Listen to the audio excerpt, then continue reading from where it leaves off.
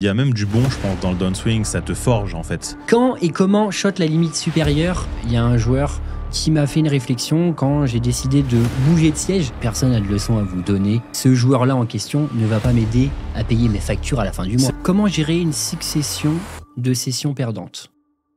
Bienvenue dans ce nouveau podcast. Aujourd'hui, on plonge au cœur de la stratégie en cash game live. On va parler aussi de psychologie. Je suis avec mon ami Florent, on va explorer les aspects avancés du jeu en live, les petits détails qui font la différence aux tables. Que vous soyez débutant ou joueur expérimenté, on va décortiquer ensemble des techniques, des stratégies, des astuces pour vous aider à progresser, à tirer le meilleur de chaque session. Installez-vous, c'est parti pour une bonne dose de poker live. Comment ça va Florent ? Ça va et toi Pierre, merci pour l'invitation à nouveau. Écoute, ça fait plaisir. Ça va très bien. Ouais. On est où là ? Tu peux nous en dire un peu plus ? On est à Vegas, ça fait toujours plaisir de revenir ici dans la ville mythique du poker, ville si spéciale. Paranormale. Paranormale. Toujours très content d'être ici, de te retrouver toi aussi, de pouvoir grind ensemble, un peu en équipe. On aime bien cet esprit d'équipe, donc c'est top. Ouais, c'est vraiment top d'être là. C'est vrai que cette ville est si particulière, Las Vegas. On a eu pas mal de retours positifs sur les derniers podcasts. Du coup, on va pouvoir répondre à des questions qu'on a eues, d'autres questions. Et on va répondre à ça aujourd'hui. Il y a eu aussi du changement pour toi, Flo. Est-ce que tu peux nous en dire un peu plus ? Un petit peu de changement, ouais, un changement important. Toujours dans mon grind quotidien, dans mes voyages pour jouer en live. Mais j'ai aussi rejoint il y a quelques mois, la team Poker Explorer. Donc, merci de me faire confiance. Je suis très motivé à l'idée d'aider nos élèves. Et voilà, trop cool, super aventure qui commence ensemble. Ça me fait plaisir. Cool. Trop cool de t'avoir, vraie plus-value pour l'équipe, pour accompagner les joueurs qui nous font confiance. Voilà, vraie plus-value, des compétences, une vision du poker parfois similaire, parfois différente de la mienne. Donc, c'est ça qui est bien aussi. Et puis, tout à fait. Voilà, il faut à un moment donné étoffer l'équipe parce qu'on a de plus en plus de joueurs. Donc, top, ça fait déjà quelques mois qu'on a commencé ensemble. Ça nous permet de consolider nos stratégies, de créer pour les élèves des stratégies qui marchent bien, en mettant en relation nos différentes idées, nos différents points de vue.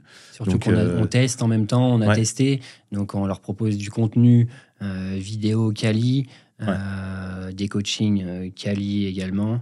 Et donc, c'est top, on va pouvoir avancer. Et c'est aussi ça, toi, que tu voulais, c'est aussi transmettre comme moi. Oui, moi, ça fait longtemps que je joue aussi, un peu moins longtemps que toi, mais ça fait quand même pas mal d'années. Et je suis arrivé à un moment donné, peut-être c'est une question d'âge aussi, je sais pas, mais j'avais un peu, en tout cas quand tu me l'as proposé, ça m'a donné envie effectivement de cette idée de transmettre un petit peu. Transmettre mon savoir entre guillemets, donc super opportunité. Je suis très content et depuis qu'on a démarré ensemble, je prends beaucoup de plaisir à accompagner les joueurs. C'est vraiment un truc qui me plaît, et je m'y attendais pas forcément, mais je me sens vraiment investi avec eux. Quand ça se passe pas, je suis disponible pour eux aussi, pour un peu les remettre sur le bon pied. Donc non, c'est vraiment top. Je suis très content. Très content d'être là avec toi. Cool. Donc, on va avoir deux parties dans les questions qu'on va se poser mutuellement. Ce n'est pas une interview, c'est vraiment un échange entre nous deux. Là.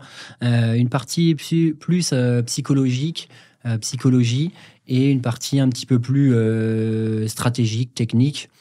Donc, première question qu'on va se poser, qu'on a eue. Comment gérer une succession de sessions perdantes ?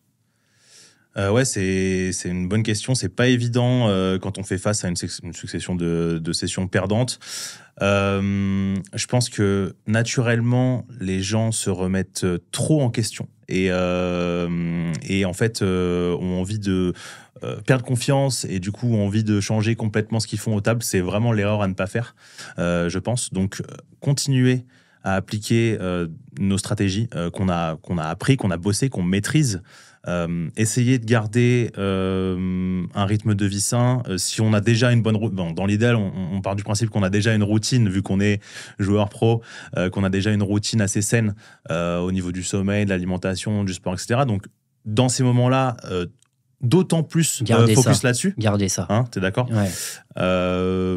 Voilà, je sais pas si tu as des choses à ajouter. Ouais, l'idée, c'est quand même... c'est des périodes, on enchaîne les sessions perdantes, c'est pas agréable. Faut garder confiance, pas tout remettre en question. C'est-à-dire se remettre en question, mais pas tout jeter à la poubelle. Ouais, il y a certainement des sessions où, en fait, on pouvait que perdre, en fait, dans ces sessions-là. Ouais, tout à fait. Il y a des sessions où voilà, ça se passe pas bien et on peut en enchaîner comme ça. C'est vrai qu'on est mis à rude épreuve sur la confiance, on va en parler après, sur le doute.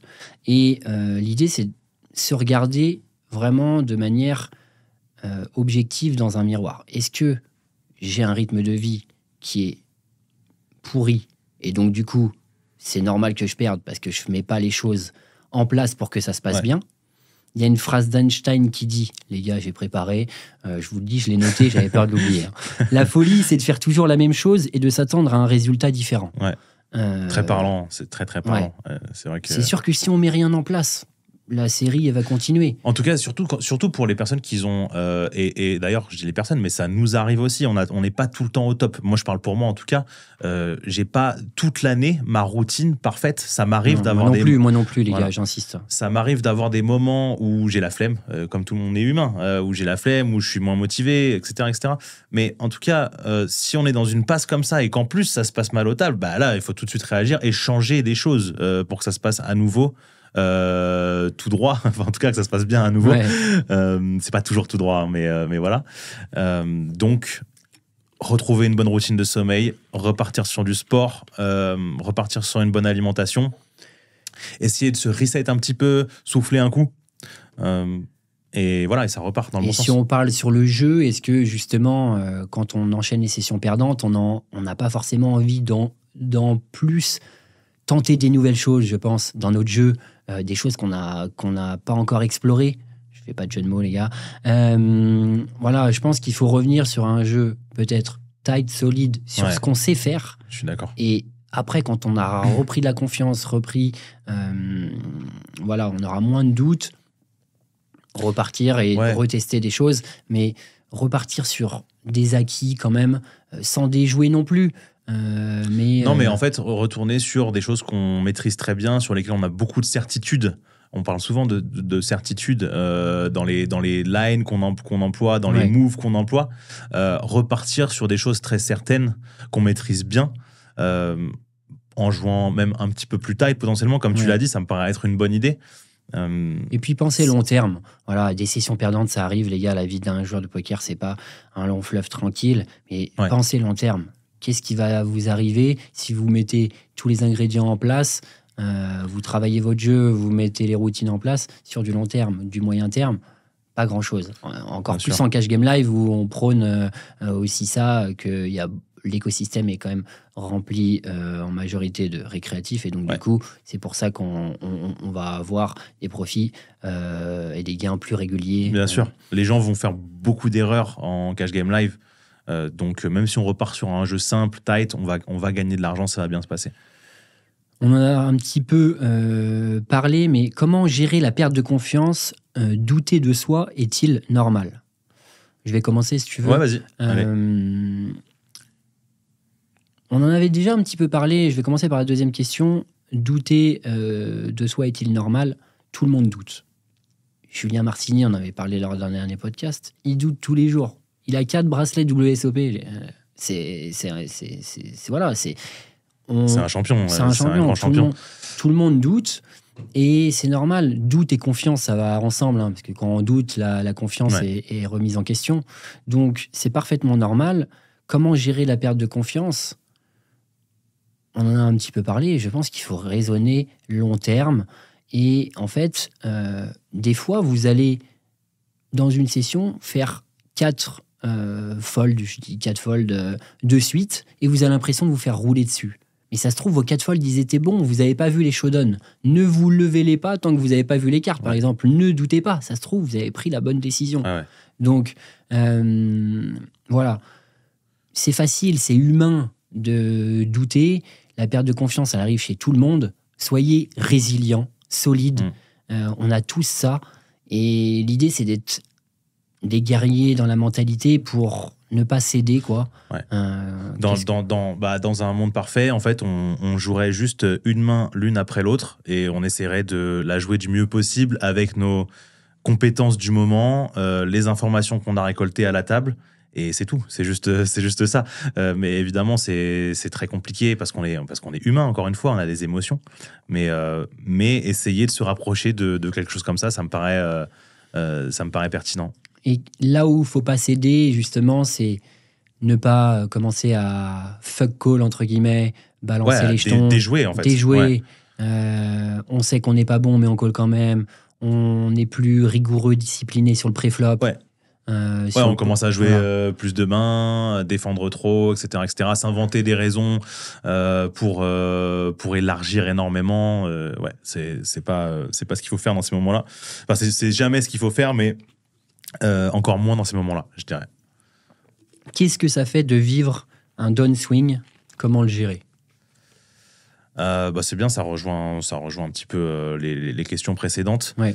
Encore une fois, il faut essayer de rester fort mentalement, rester confiant le plus possible, continuer à appliquer ce qu'on sait faire. Je me répète un petit peu, mais on en a déjà un peu parlé. Dis-moi si tu avais des idées. Non, je suis assez d'accord. On en a déjà un peu parlé. Session perdante et downswing, ça va ensemble. C'est vrai qu'un downswing, c'est sur une période qui est un peu plus longue. Ouais, non. Donc, alors, excuse-moi Pierre. Ce que je voulais dire, ça me vient maintenant, mais c'est alors un downswing. Ça peut être dû à plusieurs choses. Il faut essayer aussi d'être honnête avec soi-même dans ces moments-là. On peut pas toujours tout remettre sur la variance. Des fois, c'est vrai. Des fois, on run bad pendant longtemps et on en connaît des joueurs qui sont très bons, qui run bad, qui sont break-even, même en cash game live pendant 300, 400, 500 heures. C'est des choses qui arrivent. Mais pour le coup, même s'il faut pas trop douter, il faut pas se remettre en question en permanence, il faut quand même s'assurer qu'on continue à jouer bien. Parce que, en fait, le truc avec le downswing, c'est que un début de downswing, c'est souvent dû à un mauvais run, mais ça provoque chez beaucoup de joueurs forcément un état émotionnel instable et des mauvais plays, en fait. On peut se mettre à mal jouer parce qu'on a commencé à downswing. Ouais, ou remettre la faute sur les autres. Voilà. Être agacé. Ça va avec le mental aussi. Ouais. Mais on peut commencer à mal jouer. Et je pense qu'il y a beaucoup de joueurs pros qui pensent que... En tout cas, il y a beaucoup de gens qui pensent que quand on est pro, on tilte plus. Mais il y a différentes formes de tilt. Ouais. Le tilt, c'est pas que 3 bet all-in, 300 blindes d'un gros récréatif parce qu'il en peut plus, parce qu'il craque. Le tilt, c'est aussi tous les jours, sur chaque session, faire des petites erreurs. Open trop loose, ISO trop loose, 3 bêtes. Se retrouver dans des situations où tu n'es pas censé être. Ouais, 3 bêtes peut-être trop aggro, trop aggro, alors que en fait, le mec qui a open, il est tight, il a open early, on n'a pas forcément envie de prendre ce spot de 3 bêtes et être trop impatient peut-être de prendre ces spots. Ouais. Et donc du coup, pour faire le lien avec ça, je dirais, pour faire un état des lieux de la situation, faut continuer à noter des mains. Déjà. Ouais. Parce que quand on est en cash game live, on devient vite feignant et pas noter les mains sur Poker, Bankroll Tracker ou une autre application. Mais en tout cas... Il n'y a pas de pub. Hein. Non, il n'y avait pas de partenariat, les gars. Mais voilà, prendre du feedback. Donc, continuez à être rigoureux là-dessus. Vous arrivez à la table, vous scannez votre table, vous avez les informations qui sont pré-remplies. Les stacks, les profils des joueurs. Comme ça, quand vous avez une main à jouer, à rentrer sur Poker Bankroll Tracker, vous avez déjà les informations qui sont pré-remplies, vous avez déjà un peu moins la flemme de noter le coup parce que ça va plus rapide, vite, c'est plus facile. Ouais. Donc continuez à prendre du feedback parce que peut-être que en fait vous jouez bien, peut-être qu'il y a plein de situations à corriger, mais en tout cas restez discipliné là-dessus et le downswing, vous allez réussir à le gérer parce que vous prenez du feedback. Donc soit il y a des erreurs, soit il n'y a pas d'erreurs. Oui, parce que ça va vous aider aussi à garder ou reprendre confiance si vous vérifiez, si vous faites ce travail-là, que vous travaillez vos mains, que ce soit seul ou encore mieux avec des amis qui sont compétents ou même avec son coach, ça va vous soit ça va vous confirmer que vous êtes dans le bon et que vous jouez bien, il faut rien changer, il faut continuer comme ça, soit éventuellement on va identifier qu'il y a des leaks à corriger et dans ce cas-là, il faudra retravailler un petit peu là-dessus pour repartir du bon pied, quoi. Mais voilà, c'est une situation qui n'est pas agréable à gérer, le downswing.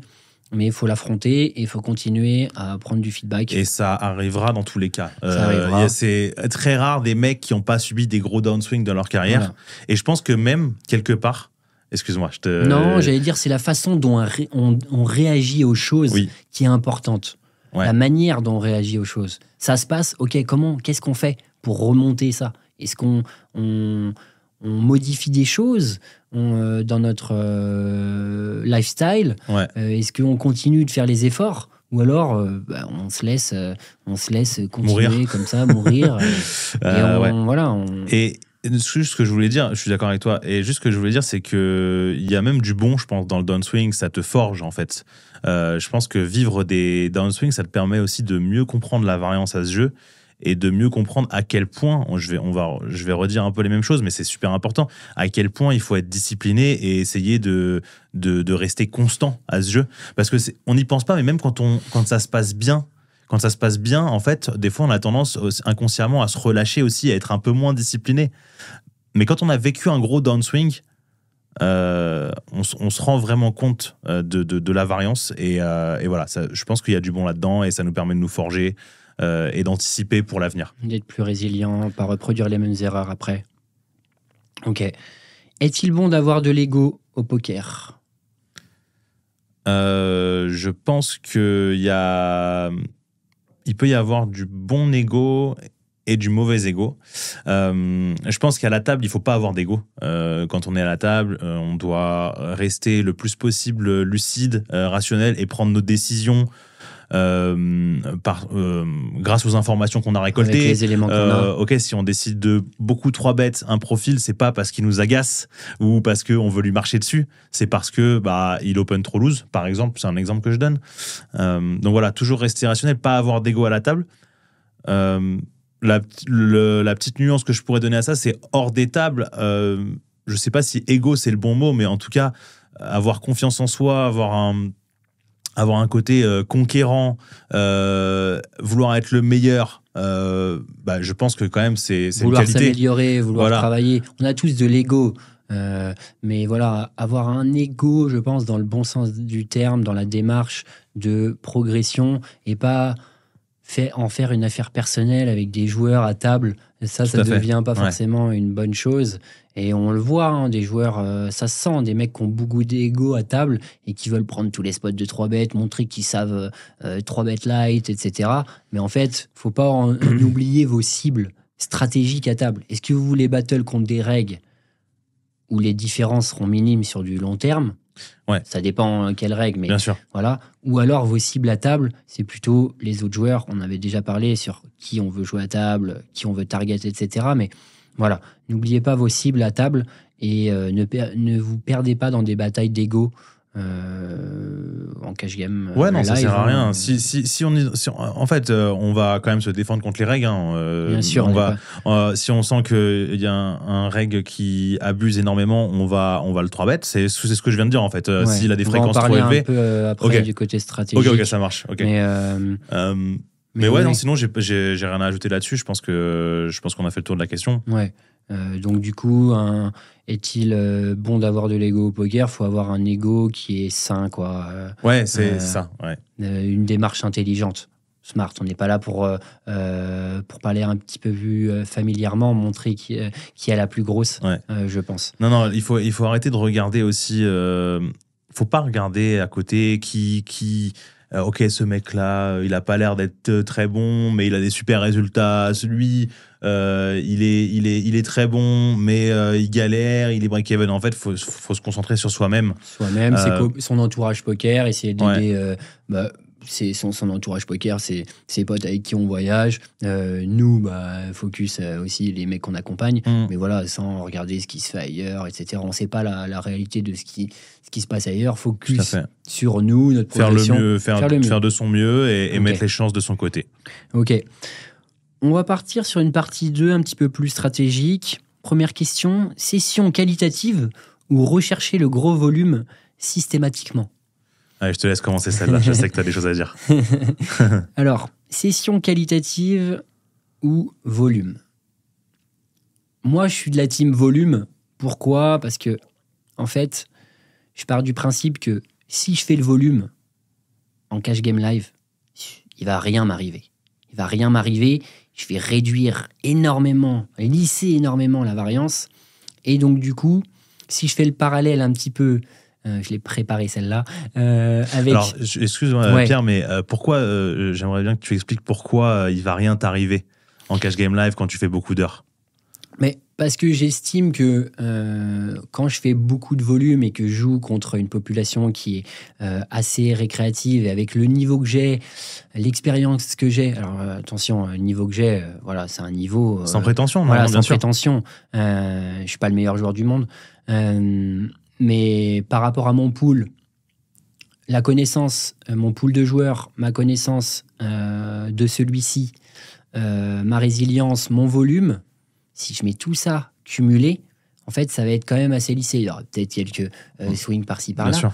Mais un mec qui fait moins de volume et qui cherche uniquement la quali, être dans le flow tout le temps en permanence, je dis pas que c'est pas bien, mais c'est dur quand même. Et après, je vais faire un parallèle avec un sport. C'est que, voilà, on n'est pas tout le temps dans la zone, mais des fois, on va être à table et on sera récompensé d'avoir été là, d'avoir mis les heures parce qu'on va se faire livrer. Ouais, tu vois. c'est ça que je me posais comme question. Et en fait, je pense que c'est là que tu voulais en venir. Ouais, si on prend le parallèle avec un combattant de MMA, il va faire un combat et il vous dira tout le temps, j'ai rarement fait un combat en étant à 100%. J'ai tout le temps des petites blessures. Surtout un combattant. Nous, on n'est jamais blessé, vraiment. On peut être blessé un peu mentalement au poker, mais ça va, on n'a pas des jambes cassées, des arcades, voilà. Oui, bien sûr. Et les mecs, ils ont toujours des petites blessures. Non, mais nous, ça peut être des petites blessures mentales. Oui, on en parlait bien tout sûr. à l'heure. Nous, de toute façon, c'est un sport, c'est un combat mental. Bien sûr. Donc, mais non, mais le parallèle est trop intéressant. Ouais. Mais nous, on a des blessures mentales, en fait. Ouais. Quand on se fait défoncer à la table, bah, ça nous touche plus ou moins. On le gère avec les années, mais ça nous touche. Ouais. Et tant qu'on n'est pas complètement KO, il faut revenir se battre. Ouais. Je te laisse finir, mais c'est un peu ça. Non, c'est ça. Alors après, avant d'être KO, on peut prendre des pauses aussi, un petit jour off, etc. Mais je suis plutôt de la team volume parce que je sais que si... voilà, je vais pas toujours, dans tous les cas, sur 8 heures de session, 6 heures de session, 10 heures de session, être un 100% focus, je le sais. Ouais. Je suis OK avec ça. Je vais faire des pauses dans ma session. Ouais. Mais je suis là. Surtout quand on part en voyage poker, on a des frais à amortir, on doit faire du volume. On n'est pas là pour jouer à la PlayStation chez nous. On peut prendre des jours off et tout, mais moi, c'est ma vision. Encore une fois, tout le monde n'est pas d'accord, mais je partage ce que je pense. Et voilà, volume. Et après, on a des périodes où on est peut-être un peu moins en voyage poker, et donc du coup, on peut calmer et faire autre chose, peut-être prendre du temps pour bosser sur son jeu, sur son mental. Profiter de la vie, bien sûr, quand aussi. On est parti en voyage poker, admettons, là, on prend l'exemple, on est parti aux États-Unis pendant plusieurs mois, là, on est à Vegas, et ben, moi, je suis toujours dans ma mission. Je suis dans ma mission, moi, je vous donne ma vision des choses, encore une fois. Donc, pour moi, volume, parce que il peut se faire énormément de différence entre des mecs qui jouent 100 heures, 150 heures par mois et des mecs qui jouent 200 heures, 250 heures par mois. Au bout de 2-3 mois, le volume, il a fait x3, peut-être x4 sur des mecs. Ça va se démultiplier sur l'année. C'est ça. Ouais. Et en fait, un mec qui est moins bon, mais qui est très discipliné, qui fait les heures, qui charbonne et qui, des fois, peut-être... est un peu moins bien, va même jouer, des fois il se sent un peu moins bien sur une journée, il va décider d'aller jouer en 1-3. Une partie qui crush totalement. Ouais. Mais il sera là, il va gratter. Et chaque heure jouée, c'est un certain montant de V. Ce que je dis souvent, excuse-moi, ce que je dis souvent, c'est en cash game live, vous êtes payé à l'heure, et donc vous avez envie de faire des heures par rapport à ça. Et aussi, un autre élément, c'est que des fois, vous avez des sessions qui se passent bien. On a parlé d'une succession de sessions perdantes. Ok, vous pouvez prendre un jour off. Mais si vous êtes dans les bonnes dispositions mentales, vous êtes prêt à prendre les bonnes décisions à table, vous n'êtes pas obligé de prendre un jour off. Vous pouvez repartir au charbon. Parce que si vous prenez un jour off, il ne va rien se passer. Vous n'allez pas remonter, entre guillemets. Voilà. Si vous êtes c'est pas automatique, on on fait des sessions perdantes, on prend un jour off. Vous pouvez, ça peut être dans votre fonctionnement, mais vous pouvez repartir à la guerre et corriger directement le tir le lendemain. Voilà. Ouais. Après, je suis d'accord avec tout ce que tu dis. T'es plus team volume ou team... Je suis team volume aussi, comme toi. Peut-être un peu moins dans l'extrême, en tout cas dans la manière de voir les choses, même si je trouve que c'est très, très pertinent ce que tu dis. Globalement, il faut faire du volume aussi pour monter votre bankroll, pour pouvoir monter de limite. C'est très important pour battre la variance, comme tu l'as dit. Donc, non, globalement, complètement très d'accord avec toi. Ok. Comment réagir face aux joueurs agressifs ou maniaques en cash game live ? Alors, forcément, du coup, selon les types de profils, on va devoir adapter nos stratégies. Alors, c'est intéressant la question, puisque nous, ce qu'on fait avec nos élèves, c'est qu'on crée des stratégies simples à mettre en place qui marchent très bien de manière générale. Surtout on estime que pour bien démarrer, c'est mieux d'avoir des stratégies simples, efficaces, que d'essayer de faire des choses très complexes. On t'en parlera, je sais que tu en reparleras après, je pense. Mais voilà, c'est intéressant.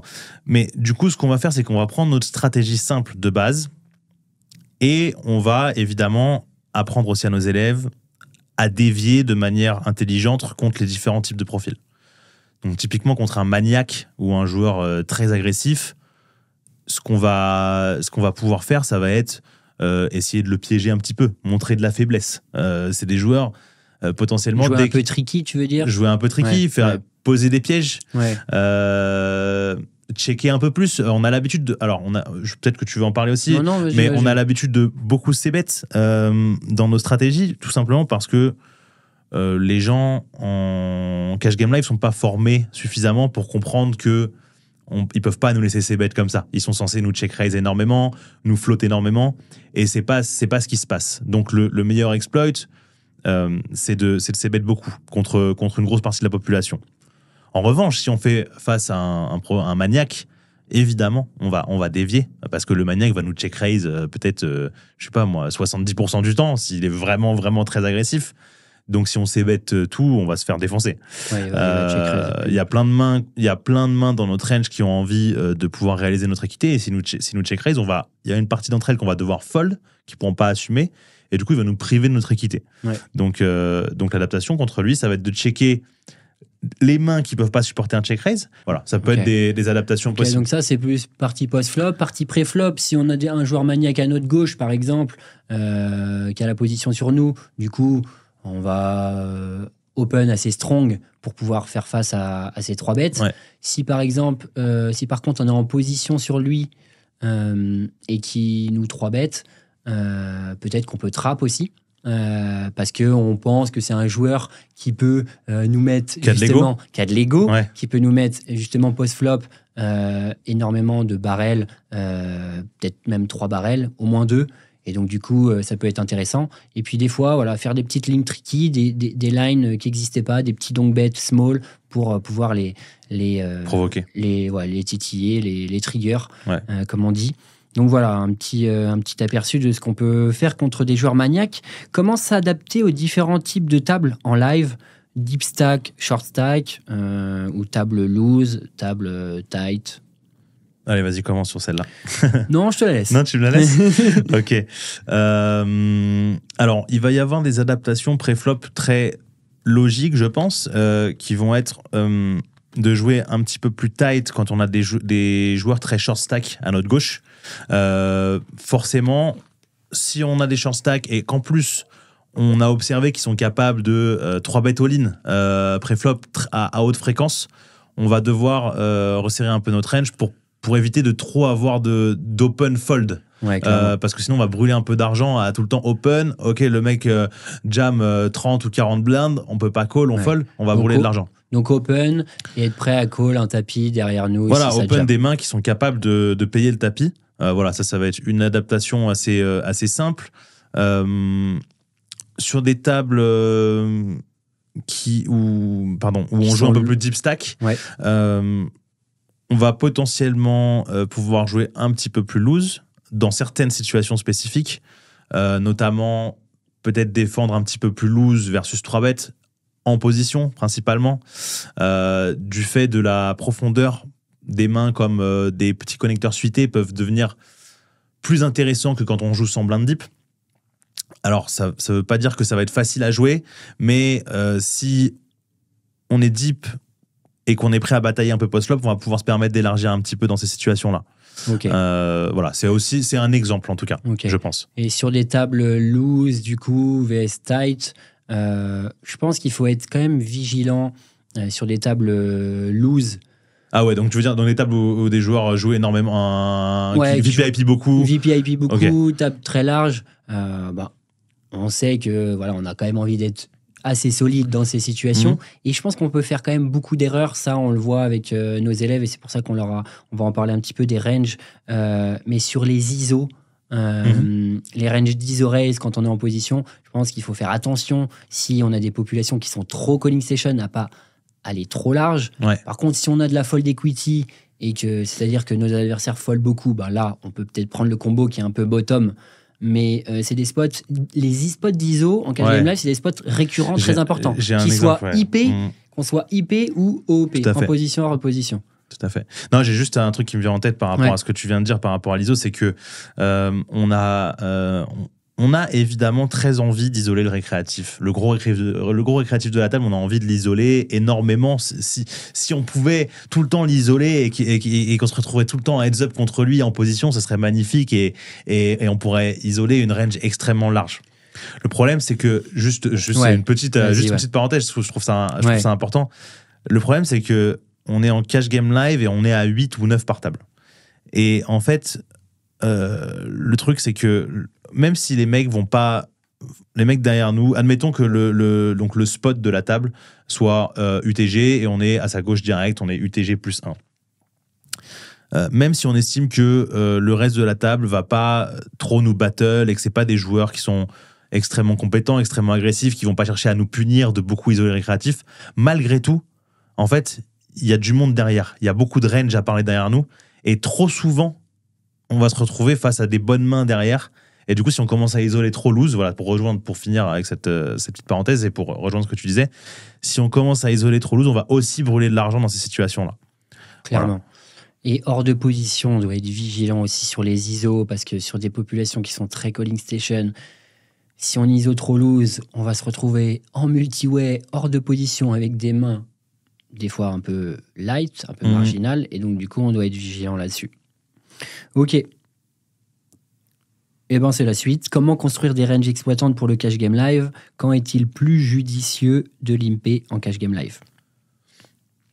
Donc nous, ce qu'on a fait pour construire nos ranges, on a fait un mix entre nos connaissances sur les différents pools qu'on a joués, qui sont adaptables, vraiment les ranges qu'on a faites pour les élèves qui sont adaptables dans les différents fields, parce qu'on a fait on va dire, des ranges qui sont adaptables à différents profils.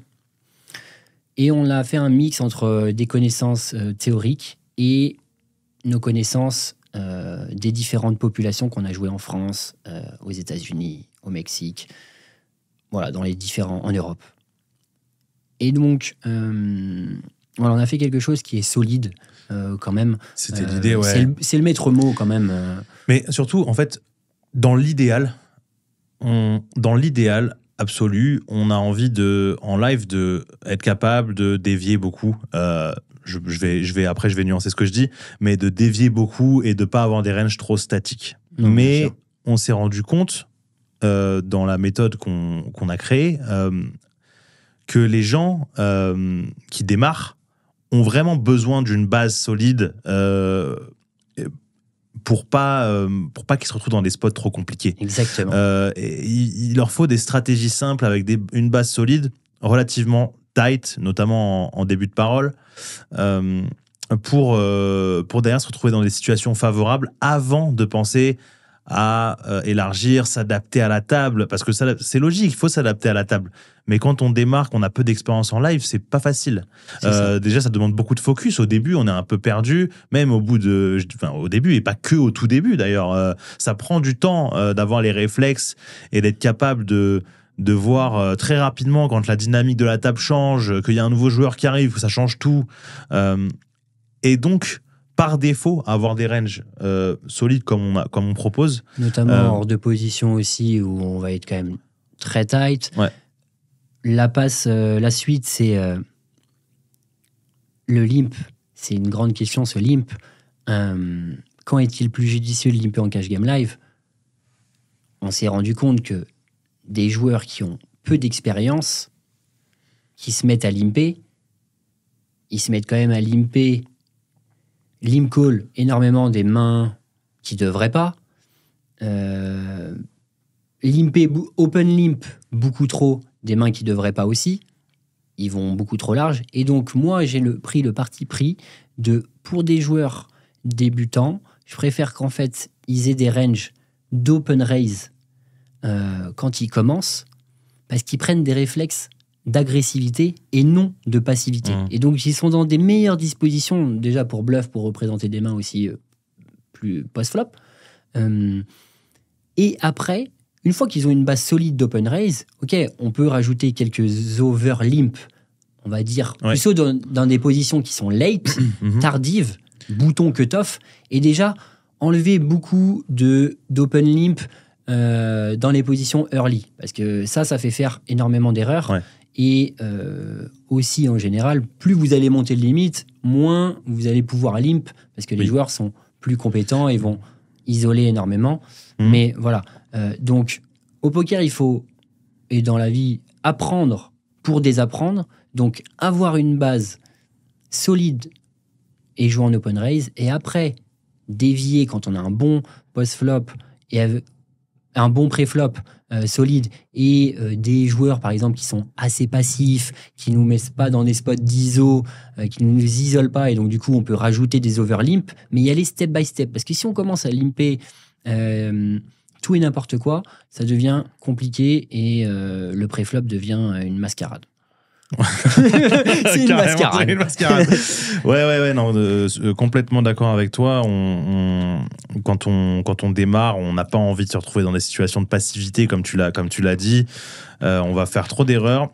Et en fait, il y a des stratégies de limp qui sont tout à fait viables en live, notamment sur les petites limites. Ouais. D'ailleurs, juste par rapport à ça, les gens qui nous regardent, ils vont dire « Ouais, mais attention, le limp, c'est un move de récréatif, etc. » Ouais, c'est pour ça que justement... On en a parfaitement conscience, on le sait, mais si on le fait, c'est parce qu'en fait, on a parfaitement conscience de là où on met les pieds. C'est une table qui est passive et le but de limper, c'est de pouvoir jouer de voir plein de coups post-flop, de jouer plein de coups post-flop, de se retrouver dans des spots contre des joueurs sur lesquels on a un edge, et donc du coup, de jouer plein de petits pots, et là, ils vont faire plein d'erreurs. Donc c'est pour ça qu'on intègre des stratégies de limp, et c'est important de comprendre. Mais c'est vrai qu'une des premières choses qu'on vous apprend au poker, c'est ne pas limper et relancer quand on rentre dans un coup. Ouais, bon, du coup, nous, on les intègre pas dans les stratégies qu'on propose, en tout cas, pour démarrer. Ouais, on a quelques overlimp, bouton cut-off, donc dans des positions ça va tardives. Être quand il y a genre 3 à 4 limpers avant nous et qu'on sait qu'en fait on n'a pas de FE à isoler, par exemple. Mais juste pour finir, il y a des stratégies qui existent, même d'open limp en cash game live, qui peuvent être très intéressantes. On ne dit pas que c'est pas bon. Ça peut être très intéressant. On estime juste que ça demande beaucoup d'expérience et un niveau élevé de compréhension du jeu et d'analyse de la table. Le truc, c'est que ces stratégies peuvent être très rentables, mais par contre, utilisées à mauvais escient, elles peuvent être dramatiques. Catastrophiques. sur nos résultats et sur le win rate. Donc c'est juste pour finir avec ça, c'est pour ça qu'on a décidé d'éviter de proposer des stratégies d'open limp, en tout cas, à nos élèves, en tout cas dans un premier temps. Ouais. On a quand même quelques stratégies d'open limp, mais pour limp re-raise, là, qui vont être plus en value quand on a une table qui est très aggro. Ok, ça va être sur des tables, sur des tables ultra spécifiques, ça va être des tables over agressives. Voilà, et là, c'est pour limp re-raise. Voilà. Mais voilà, faites attention quand même là-dessus, surtout si vous commencez le poker ou si vous commencez en cash game live. Je pense qu'il faut être vigilant. On voit beaucoup d'erreurs. Et au final, erreur pré-flop égale erreur post-flop. Faut-il adopter une approche plus conservatrice ou agressive en début de session live? Alors, je dirais que c'est important quand on arrive à table. Déjà, on a une image perçue quand on arrive à table, quand on est jeune, un peu comme nous, de joueurs agressifs. Donc, d'Européens aux États-Unis. D'Européens aux États-Unis, c'est pas faux. Donc, je pense pas que ça soit la meilleure idée de prendre un spot de 3 barrels en bluff contre un adversaire qu'on connaît pas en face de nous, qu'on n'a pas eu le temps d'observer dès la première main ou dès la deuxième main qu'on joue. Donc, je dirais plutôt conservatrice, plutôt observatrice. Je fais des jeux de mots, c'est du génie. Voilà, donc plutôt tight, solide observateur. Et après, une fois qu'on a bien pris la dimension de la table, qui sont les joueurs qui sont extrêmement quality station et qu'il ne faut pas bluffer parce que voilà, ils sont très collants. Ils sont peut-être en tilt. Ils sont perdus beaucoup. Ça aussi, c'est important d'observer qui est en tilt, qui gagne et qui perd. Voilà. Ça, on le voit durant la session quand même. C'est important de garder son focus là-dessus. Les mecs qui sont très énervés. De toute façon, on le voit souvent dans les parties qui avancent plus longtemps en temps. À la fin de la session, les mecs sont beaucoup moins rigoureux, jouent beaucoup plus de coups. Call beaucoup plus pré-flop et puis mettre l'argent, voilà. Donc beaucoup moins discipliné.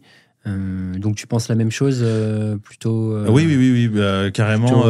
Proche conservatrice. Je trouve que c'est dommage de partir dans des lines très agressives quand on n'a aucune idée des profils à la table. Et même, je trouve ça, autant être observateur comme tu l'as dit, avoir un peu d'informations et avoir beaucoup plus de clairvoyance sur les profils. Et voilà, je te rejoins à 100% là-dessus. Okay.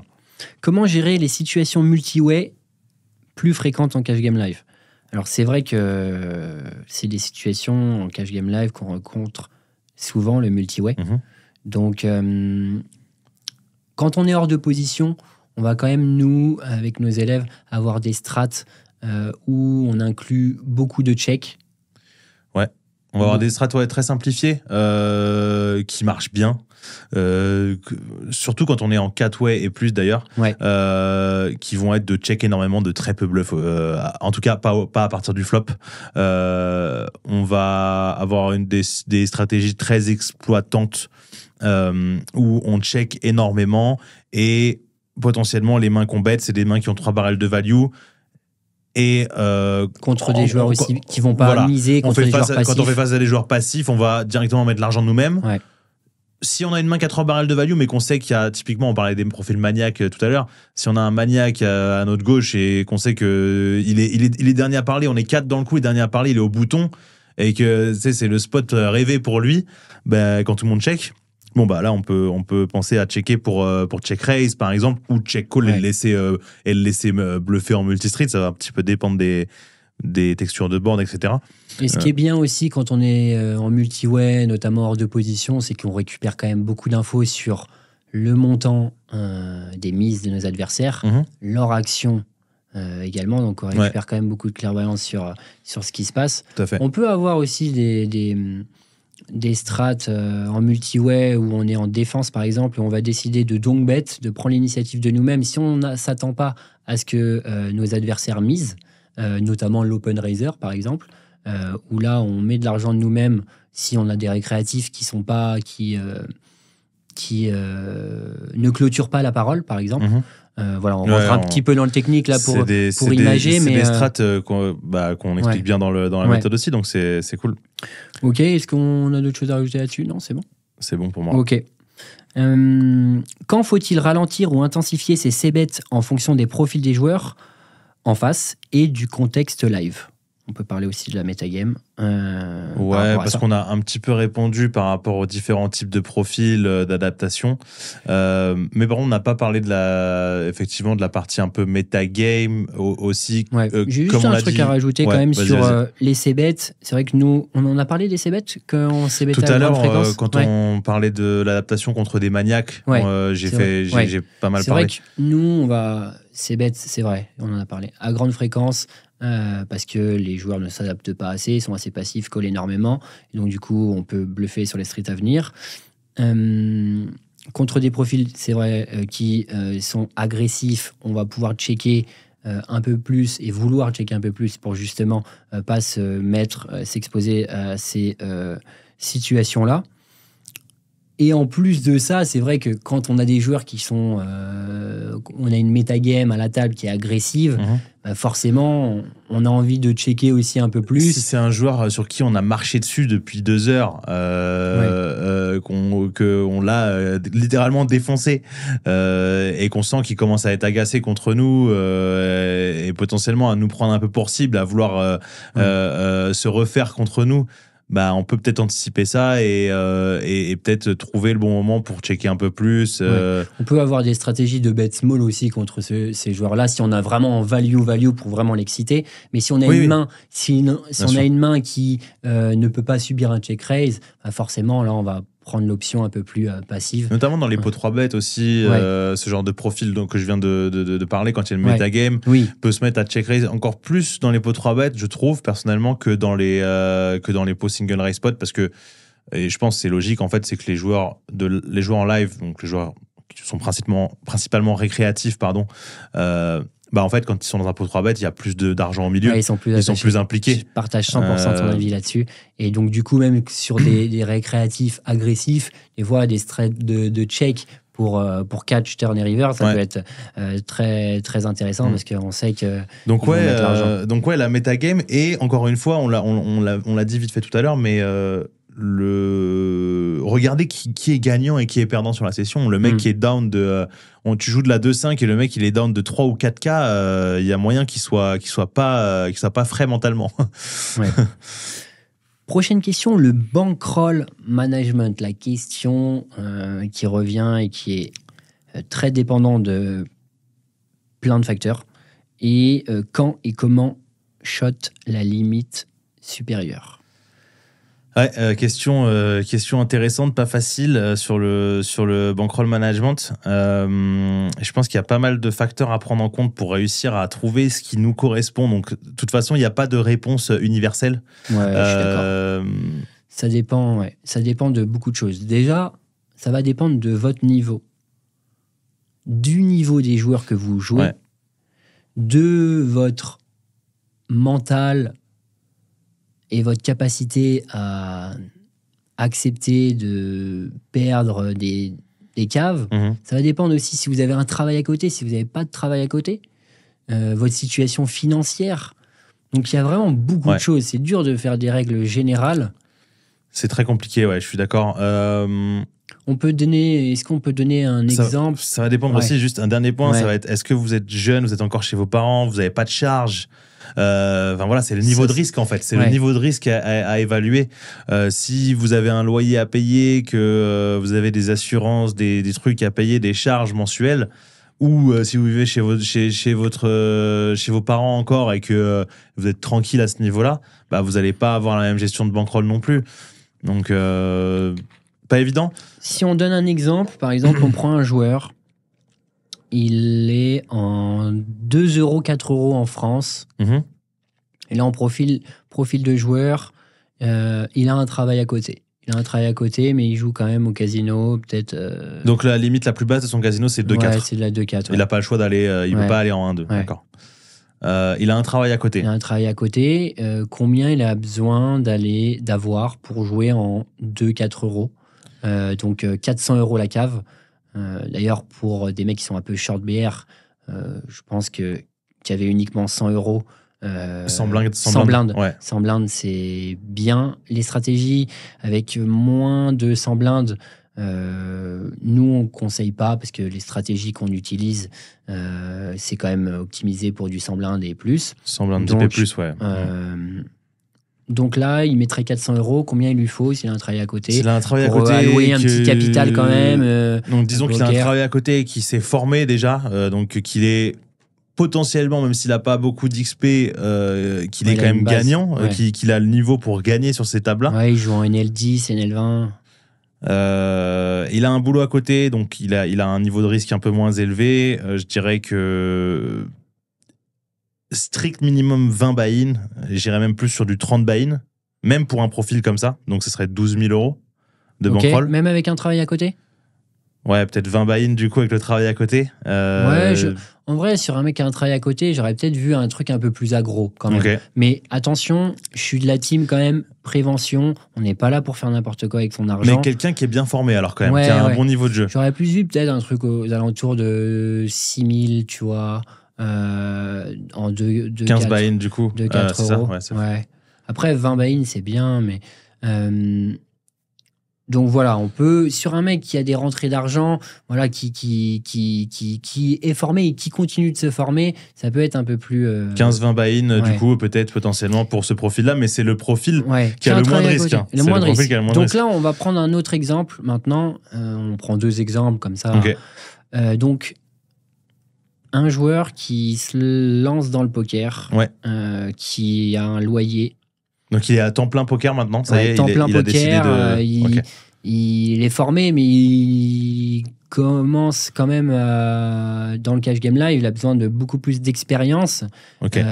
Combien il doit avoir comme capital minimum pour aller jouer de la 2-4 €? On prend le même exemple.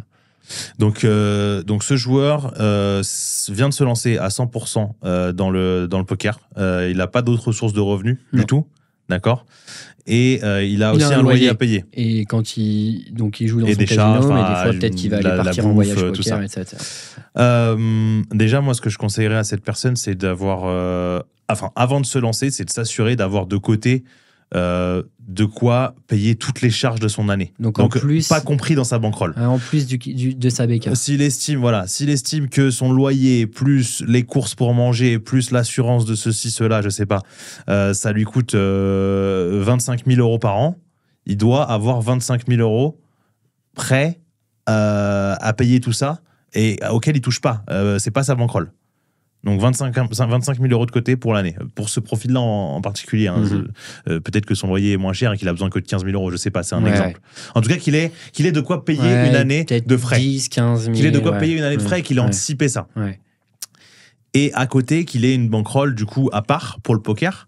Et pour le coup, une bankroll, je pense, plus grosse que l'exemple précédent avec le gars qui a un boulot à côté. Là, pour le coup, je pense que 30 buy-in, c'est le strict minimum, quoi. Je dirais peut-être 50 buy-in. 12 000 minimum. 12 000 et 20 000, ce serait préférable. Mais Et si ce profil-là veut avoir... une bankroll, on va dire, générale, pas séparer sa vie perso, tu vois, et raisonner en mode... parce que je connais peu de joueurs quand même qui raisonnent argent d'un côté. Ouais, mais c'est ce qu'ils devraient faire. Ouais. Mais est-ce qu'on surtout la première année, en fait, un capital quand même. C'est ce qu'ils devraient faire, je pense, la première année où ils se lancent. C'est parce que là, tu parles des joueurs, parce que tu connais beaucoup de joueurs qui sont pros depuis longtemps. Et les joueurs qui sont pros depuis longtemps, c'est un petit peu différent. Ils savent, ils sont déjà plus certains de leur niveau. Ils savent, tu vois, ils savent ce qu'il leur faut pour vivre, etc., etc. Et souvent, de toute façon, ils ont des plus grosses bankrolls, parce que ça fait longtemps qu'ils sont dans le jeu. Mais c'est vraiment pour démarrer pour la première année pro, je pense c'est vraiment une bonne idée ce que je propose. Mais bon, chacun fait comme il veut. Mais je pense que c'est vraiment une bonne idée. Il y en a quand même avec qui j'ai discuté qui avait cette stratégie-là, ce petit capital. Bon, il était un peu moins gros que 25 ans. Sinon, un mec qui mixe un peu les deux, enfin sa bankroll de vie, c'est sa bankroll poker aussi. Qui fait quoi, 20 000 c'est encore une fois, ça dépend quand même de son niveau, mais non, mais plus que 20 000, non. Pour jouer en 2-4 €. S'il se lance juste. 2-4, ça fait 50 buy-in, du coup, 2-4, c'est ça 50 buy-in.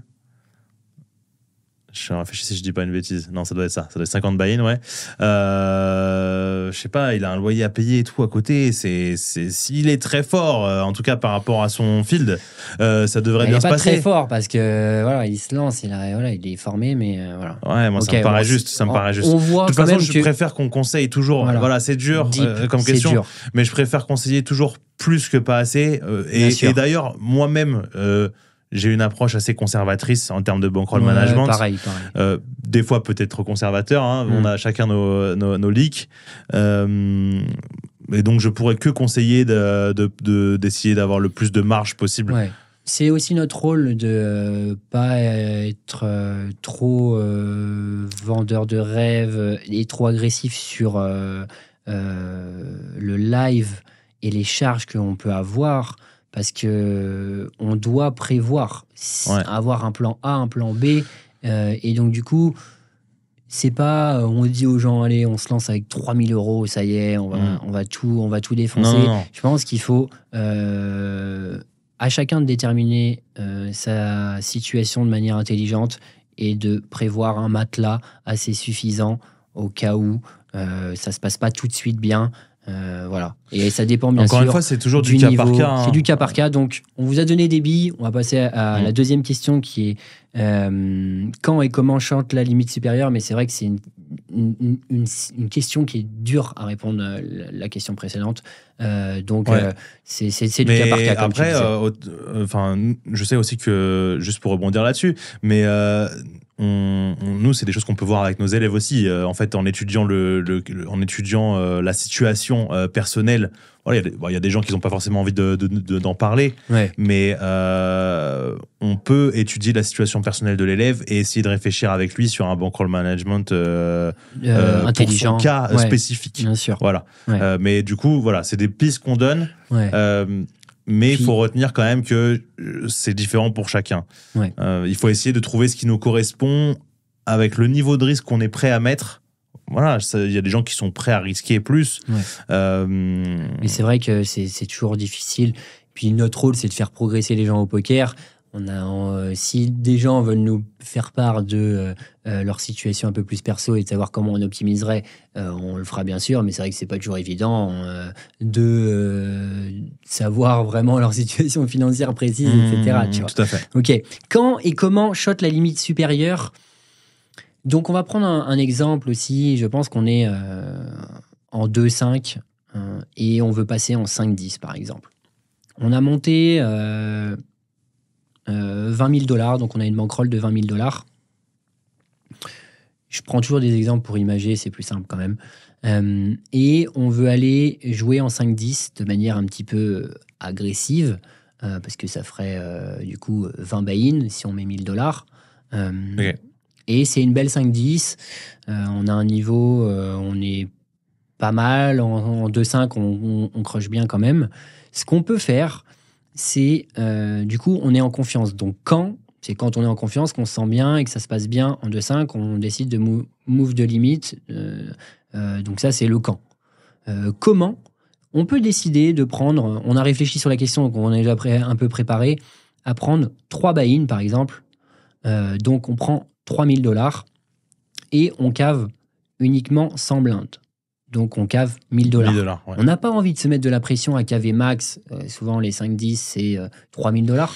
En tout cas, ici aux États-Unis, c'est souvent 3 000, Donc, on prend 1 000 $ et on shot la limite. Et on a 2 boulettes dans notre poche au cas où ça se passe pas bien, qu'on doit recave, ce qui est parfaitement normal de perdre 1 000 $ en 5-10, même en plein de petits pots. Voilà. Et on met une deuxième boulette.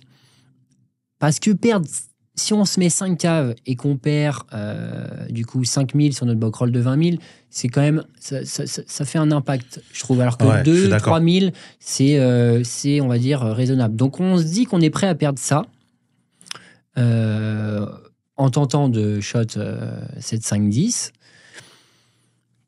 Qu'est-ce qu'on peut rajouter d'autre? Je trouve que c'est bien, on en a parlé, je trouve que c'est une bonne approche. Comme tu as dit, on parle pour un joueur qui crush sa limite actuelle, qui choisit, donc quand il veut shot, il va shot uniquement s'il trouve une belle 5-10. Hein, ça, c'est important. Il ne faut pas qu'il se dise, OK, à partir de demain, je shot la 5-10. Ouais. Non. Il peut prendre le temps d'observer la table. Voilà. C'est la prochaine. Si demain, il y a une belle 5-10, je shot. Voilà. Et si c'est pas demain, ça sera le jour d'après. On est là pour jouer sur des tables où on a de l'edge. Hein. C'est la base, il faut le rappeler. Et surtout, donc moi j'aime bien ton idée d'être agressif. Par contre, il faut que le plan il soit clair, net et précis. C'est si on perd ces 3 buy-in, donc tu as donné l'exemple du gars qui a une bankroll de 20 000 qui prend 3 000 pour aller en 5-10. S'il perd ces 3 buy-in, il redescend instantanément. Ouais. Et ça doit être ultra carré. Et encore une fois, de toute façon, on parle tout le temps des mêmes choses. C'est tout le temps la discipline qui revient. C'est un des mots d'ordre pour réussir au poker de manière générale, même pas que en live. Donc, très important d'être carré là-dessus. Voilà, d'avoir un plan et de le respecter. Ouais, je voulais rajouter quelque chose, j'ai oublié. Autre chose. Quand vous allez en 5-10, c'est pas le moment. Donc, vous montez de limite. C'est pas le moment, les gars, donc ça répond au comment, de tenter des nouveaux moves que vous n'avez pas tenté en 2-5. Vous devez jouer un jeu solide, on revient là-dessus, que vous connaissez. C'est pas le moment d'explorer des nouvelles situations, des nouveaux bluffs, alors que vous êtes sur votre limite supérieure. Et le move, je dis pas qu'on est là pour se faire marcher dessus, etc., mais le move peut être un petit peu plus high variance quand vous êtes sur votre limite haute, eh ben peut-être qu'on va pas le prendre, quand même, je pense. En tout cas, surtout quand on est en shot, quoi. Ouais. Je suis d'accord. Non, on va essayer de... se mettre dans un mood direct, ok, solide, je suis sur ma limite. On va jouer notre jeu. Attention. On va jouer notre jeu. C'est-à-dire que si on a des stratégies qui marchent très bien en 2-5, qu'on est très à l'aise avec certains spots de bluff en 2-5, et qu'on retrouve le même spot en 5-10, on peut le prendre aussi. C'est ça, on conseille pas de... on conseille pas de jouer... voilà, de déjouer. Non. Et il faut jouer son jeu. Mais par contre, le risque, en fait, c'est quand on shot, souvent, ce qui arrive chez les gens, c'est qu'ils jouent en 2-5 d'habitude. Et ils ont l'habitude de faire face à des situations où ils savent que ça underbluff. Ils arrivent à call le flop, check call flop, check call turn. Ils savent que river, les gens mettent pas assez le 3e barrel, par exemple, et ils ont leur discipline, ils fold. Ils vont shot en 5-10 et ils se level parce qu'ils se disent c'est la limite supérieure. Forcément, les mecs vont être beaucoup plus aggro, vont trouver beaucoup plus de bluffs dans toutes les situations. Bah ça c'est une erreur. Ça c'est une erreur aussi à faire, à ne pas faire. Ouais. C'est juste en fait, tu connais le spot que tu joues d'habitude en 2-5. Part du principe que ce sera pareil en 5-10. Faut mieux partir du principe que ce sera pareil plutôt que partir du principe que les mecs vont être bien meilleurs. On va être souvent beaucoup plus proche de la vérité quand on pense que c'est à peu près pareil, en fait. Ouais. Voilà, petite parenthèse. Je suis d'accord. Dernière question. Est-ce qu'on a le droit de prendre la position sur un joueur récréatif ou non à table? Donc, par exemple, il y a un siège libre, il y a un joueur récréatif qui est là-bas, siège 8 et le siège 9 est libre. Est-ce qu'on a le droit d'y aller? Ouais, je t'ai vu rigoler, ça te rappelle des souvenirs. Ouais. Bon, bref, tu vas nous expliquer ça après, je pense. Ouais. Oui, c'est pas, pour moi, c'est pas est-ce qu'on a le droit, c'est un devoir, en fait, en tant que joueur pro, d'essayer de faire le maximum pour se mettre dans des situations EV+.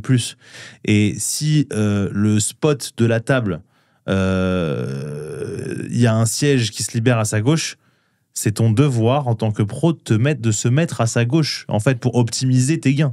Ouais, mais il y a peut-être une team qui va dire... alors, quand je dis une team, je ne dis pas de team, mais une team de personnes qui pensent, qui peut dire « Ouais, mais non, mais sur un récréatif, ça peut le froisser, pourquoi on ferait ça, etc. » Ouais, moi, je pense que on en a déjà parlé dans le podcast précédent, d'ailleurs, de ça, c'est bien qu'on...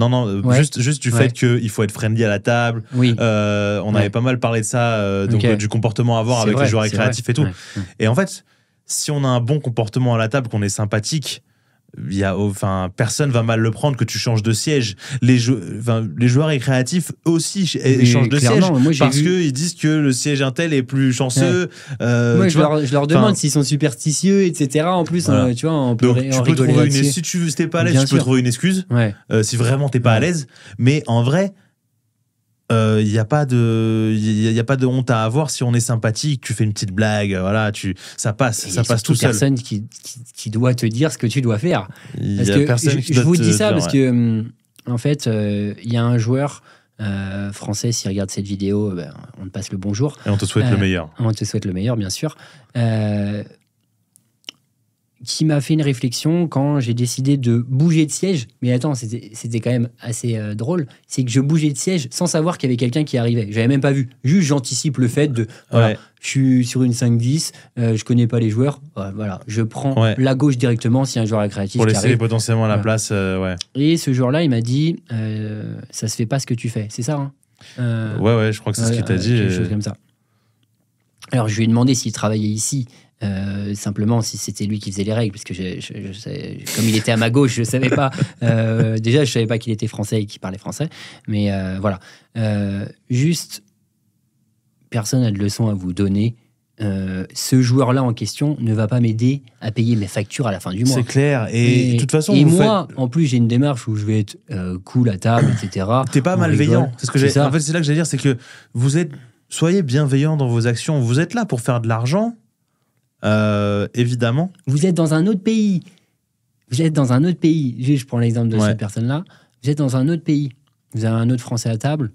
Je sais pas, bonjour, t'es français. Si tu me connais, parce qu'il m'a parlé français, donc il savait que j'étais français. Oui. Donc il aurait pu me dire avant. C'était la première chose qu'il m'a dit, c'est cette question. Je sais pas ce que tu fais. Sur un ton un peu. Voilà, les gars, l'ego, justement, on en parlait tout à l'heure. Tranquille, on est. Et en plus, il a le droit d'avoir son point de vue là-dessus. Mais c'est juste la façon de dire les choses. C'est clair. C'est surtout ça, en fait. C'est clair. Moi, je peux comprendre que certains joueurs soient mal à l'aise avec ça et que peut-être même certains joueurs précautionnent de ne pas le faire. Mais c'est juste pas votre perception. Voilà. C'est juste pas votre perception. Voilà. Et encore une fois, vous n'êtes pas Flore, vous êtes joueur. Et voilà. Et en soi, comme tu le disais, et moi, ma vision aussi, c'est que tout le monde le fait et je ne le ferais pas si je pensais vraiment que ça allait froisser un joueur. Oui, et ça, c'est bien ce que tu dis. Non, c'est bien. Voilà. Il y a des situations... J'ai conscience de l'écosystème Cash Game Live. Je ne suis pas bête à ce point-là. Et je ferai tout pour que ça se passe bien. Si la table straddle, on straddle, etc. Mais voilà. Ne vous mettez pas de limite. En tout cas, vous pouvez le faire. Soyez sympathique et ne vous privez pas de faire des choses qui sont EV+, tout simplement. En fait, sur des mecs, des gars à qui vous ne devez rendre aucun compte. Tout à fait. Que vous connaissez ni Nadan, ni Dev. Voilà. C'est bien pour un mot de la fin, ça. Voilà. Donc, merci les gars d'avoir été avec nous pour cet épisode consacré au Cash Game Live. Merci Flo. Avec plaisir. J'espère que ces stratégies, ces astuces, tout ce qu'on a discuté aujourd'hui vous donneront des idées pour booster votre jeu à table. Si vous souhaitez aller encore plus loin et découvrir comment notre méthode d'accompagnement peut vous aider à progresser, on vous invite à booker un appel avec nous dans la description. Et le lien, il y est. Ce sera l'occasion de discuter avec vous de vos objectifs, de voir comment on peut vous accompagner vers plus de succès en Cash Game Live. Je vous dis à bientôt. Bonne chance en table. Ciao.